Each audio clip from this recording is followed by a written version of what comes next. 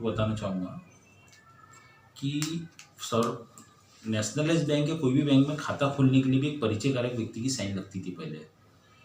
तो माननीय पंतप्रधान आदरणीय श्री नरेंद्र जी मोदी ने ये योजना शुरू की, प्रधानमंत्री मुद्रा लोन योजना। इस योजना के अंतर्गत कोई भी व्यक्ति किसी भी तरीके का व्यवसाय करना चाहता है तो उसको कर्ज दिया जाता है। इसमें कर्ज जो दिया जाता है इसमें कोई गारंटर नहीं लगता, कोई मॉर्गेज नहीं लगता, कोई कोलेटरल सिक्योरिटी नहीं लगती। ये सिर्फ और सिर्फ सामने वाले के डॉक्यूमेंट्स पे कर्जा दिया जाता है। इवन उसके परिवार के भी व्यक्ति की इसमें साइन नहीं ली जाती। तो इसमें बैंक जो लोन देती है, नया व्यवसाय अगर कुछ चालू करना है तो नए व्यवसाय पे बैंक केवाईसी डॉक्यूमेंट्स के आप लोन देती है। इसमें केवाईसी के अलावा बैंक इसमें लेती है अपना एज ए डाउन पेमेंट।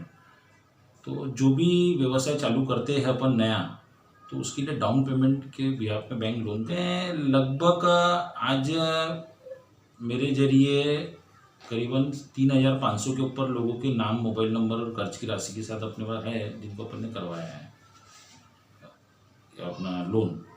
3,500 के ऊपर लोग हैं। अमाउंट पर्टिकुलर मैं नहीं बता पाऊँगा क्योंकि इसमें कई अलग अलग राशि है। 50,000 वाले भी, 1 लाख वाले भी, 5 लाख वाले भी, 10 लाख वाले भी है। लेकिन लगभग 3,500 के ऊपर लोगों को अपन ने लोन कराने में सहायता करवाई है। अभी कोरोना के चलते व्यापार की हालत पूरी खस्ता है। ऐसे में आपकी मुद्रा लोन की क्या, मुद्रा जो लोन है आपका, इस पर क्या भूमिका रहेंगी उनको ये करने के लिए? अभी सबसे पहले जो कोरोना में व्यापार खत्म हुआ, उसमें वापस से व्यापार को पुनर्जीवित करने के लिए माननीय पंतप्रधान आदरणीय नरेंद्र जी मोदी ने आत्मनिर्भर भारत के अंतर्गत जो योजना शुरू की, जिन्होंने लगभग व्यापार जगत में व्यापारी कहीं ना कहीं किसी तरीके का पहले लोन लिया हुआ रहता है और उस लोन को आगे बढ़ाने के लिए 20% यानी जो लोन ऑलरेडी पहले लोगों ने लिया होगा वो लोन पे 20% एंकरेज करके दिया गया। जैसे किसी का 10 लाख का लोन होगा तो 2 लाख उसको बढ़ा के दिया गया। तो ये तो ऑलरेडी किया गया है सेंट्रल गवर्नमेंट की तरफ से। उसके अलावा अभी हमने लॉकडाउन खुलने के बाद जैसे ई रिक्शा का अभी ज़्यादा ये रहा, अभी लोगों ने ई रिक्शा कई लोगों ने लिए। तो ई रिक्शा पे अभी लॉकडाउन खुलने के बाद लगभग 38 ई रिक्शा हो चुके हैं, अलग अलग बैंकों से फाइनेंस कराए कि इसकी चाबियां हमने माननीय नागपुर शहर के प्रथम नागरिक अपना महापौर संदीप जी जोशी और भाजपा नागपुर शहर अध्यक्ष प्रवीण जी डटके, आमदार कृष्णा जी खोपड़े, आमदार गिरीश जी व्यास इनकी और आमदार मोहन जी मते आदि माननीय और नेताओं की प्रमुख उपस्थिति में चाबियां सुपुर्द कराए थे। इसका प्रोग्राम हमने 2-3 पार्ट में अलग अलग करके लिया था। इसमें कई महिलाओं को भी हमने चाबियां दिलाई ई रिक्शा की। वे पहले रोड पे सब्जी का व्यवसाय करती थी, अब सब्जी का व्यवसाय रोड पे करते थे, कई नुकसान होता था उनका। अब ई रिक्शा ले लिए, ई रिक्शा के बार कर रहे। और हाथ ठेले पे भी कई लोगों को एक एज के बाद हाथ ठेले नहीं चला पाते, नहीं खींच पाते, वो लोग आज ई रिक्शा पे कर रहे हैं। तो ऐसे कई लोगों को हमने ई रिक्शा के इसमें ज़्यादा करा है। उसके अलावा जो छोटे मोटे जो जिनको व्यवसाय चालू करना था, अभी बहुत अलग अलग और यूनिक लोग प्रोजेक्ट ला रहे हैं। अभी हाल ही में एक जन का कपूर का काम का शुभारंभ माननीय आमदार कृष्णा जी खोपड़े के कपूर कमलों से करवाए थे। वो कपूर बनाने का उस लड़के ने कारोबार चालू करा। पहले वो लड़का जॉब करता था FMGC प्रोडक्ट्स में, उसके बाद उसने 3 लाख का लोन लेके अपना दूसरा का व्यवसाय चालू करा, दूध का होलसेल का काम चालू करा और कपूर का काम चालू करा।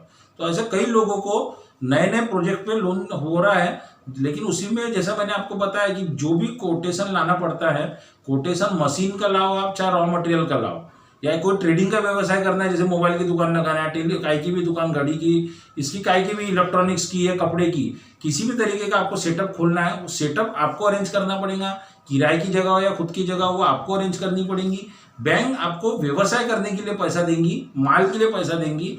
जितने का आप कोटेशन लाएंगे इसका 20% मार्जिन मनी आपको एज ए डाउन पेमेंट आपको अपने बैंक अकाउंट में पहले भरना है। बाकी का बैंक आपको लोन प्रोवाइड करा के देंगी। दोनों पेमेंट को बैंक मर्ज करेंगी और उन लोगों को पैसा देंगी जहां से आप कोटेशन लाएं।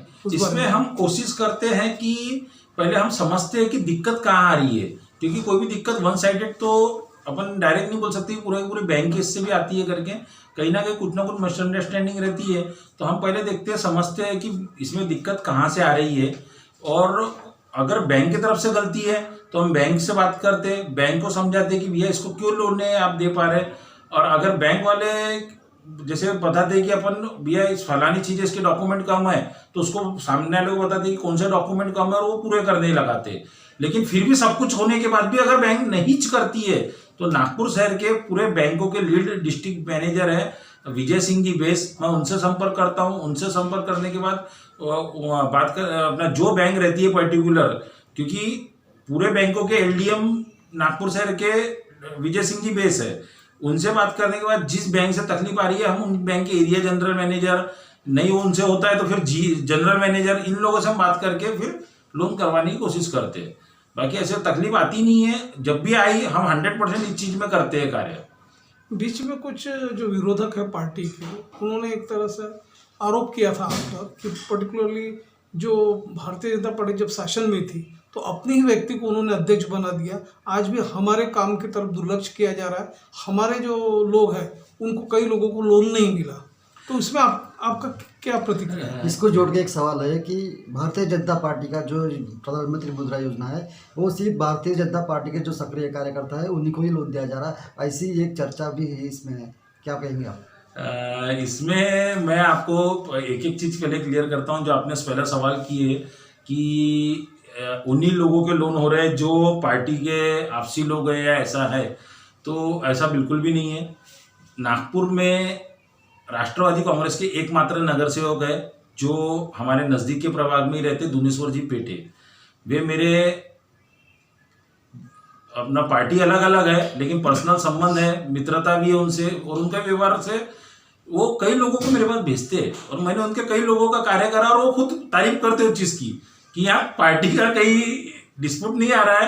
मैं राकेश के पास भेजता हूँ, राकेश तकलीफ आती है किसी को तो मैं राकेश के पास भेजता हूँ, राकेश ने काम करवा के दिया और उस कारण लोगों का काम होने का जब लोग मिठाई या कुछ चीज़ उनके पास लेके पहुँचते की भाऊ माझा काम झाला तुम्ही ने करून दिला त्याबद्दल, तो उनको भी बड़ी खुशी होती है उस चीज़ के लिए कि मैंने किसी का काम लेके भेजा था और वो काम करवा दिया करके, पहली चीज़। और दूसरी चीज़ क्या होता है, जो ये आरोप प्रत्यारोप लगते हैं, मैंने बार बार कहता हूं कि ये सब चीज़ें होती है सिविल के हिसाब से।